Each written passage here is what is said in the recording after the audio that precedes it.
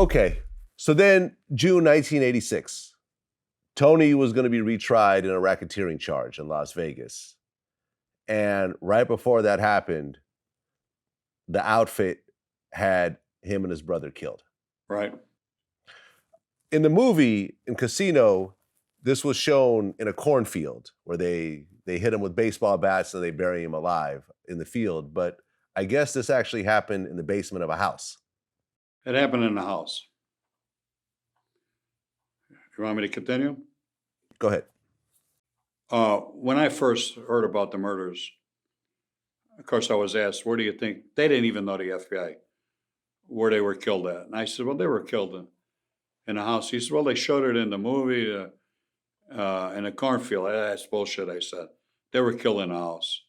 It was either in Bensonville or Cicero, because that's usually the places where they had friends that would let them use their basements, do stuff like that. I says, that's where it more than likely happened. And I was correct on that. The part that was not correct was in the movie where they used me, my character, Frank Vincent, to kill Tony and Michael with the bat. That's not true. And I told Martin Scorsese about it. And Martin said, the only reason why we're putting you into that part is because did you not tell me that it's your best friend that is going to be able to bring you to your death, not your enemy? And I said, yeah, I did. That's why we had to show you as the best friend bringing Tony to his death, or he'd have never went. Because evidently he didn't listen very well, I told him. And that was it. Why did Tony and his brother get killed? What was the reason? Well, they have their beliefs. They have their court stuff on it. My belief is completely different what the court come up with. Because I always felt Tony wasn't stupid by any stretch of the imagination.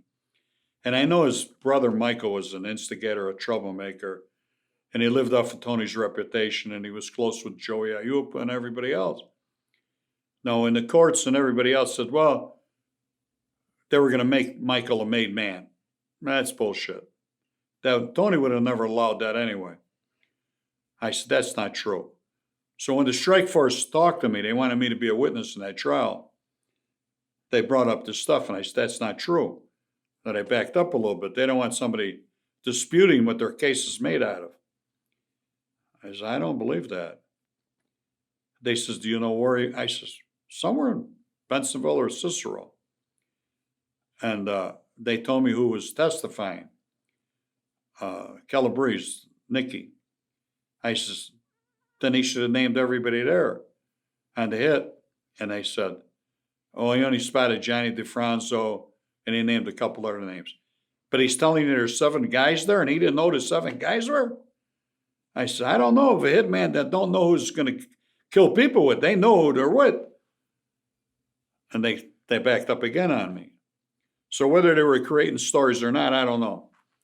So I took myself out of the picture testifying. They didn't need me no more because I told them, I wrote a book.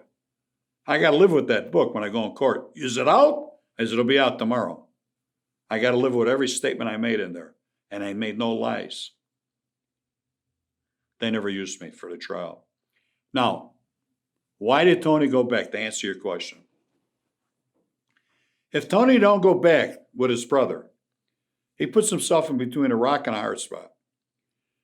Say he don't go back and they kill his brother for whatever reason they wanted to. He's going to feel guilty. Maybe if I went back, I could have saved my brother from being killed. Michael, as I said, was causing problems, dissension.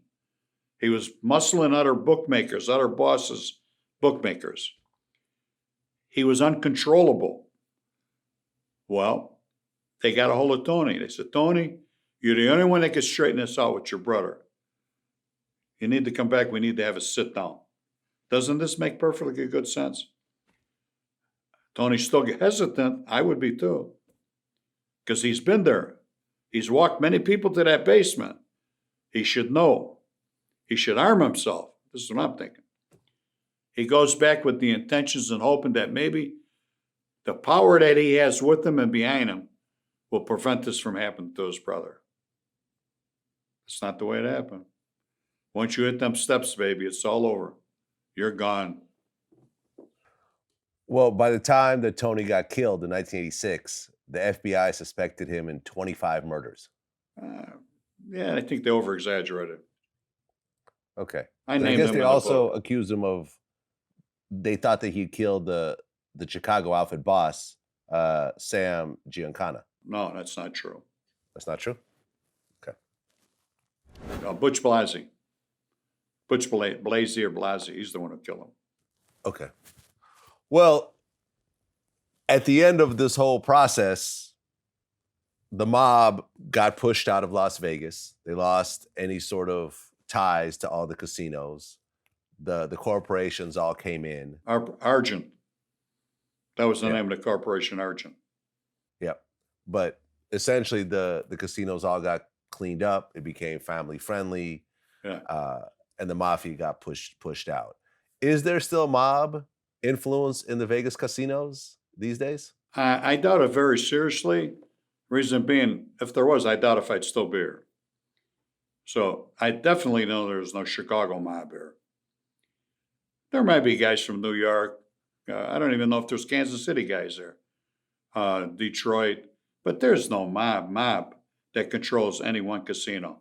It's all corporate, all corporations. Yeah.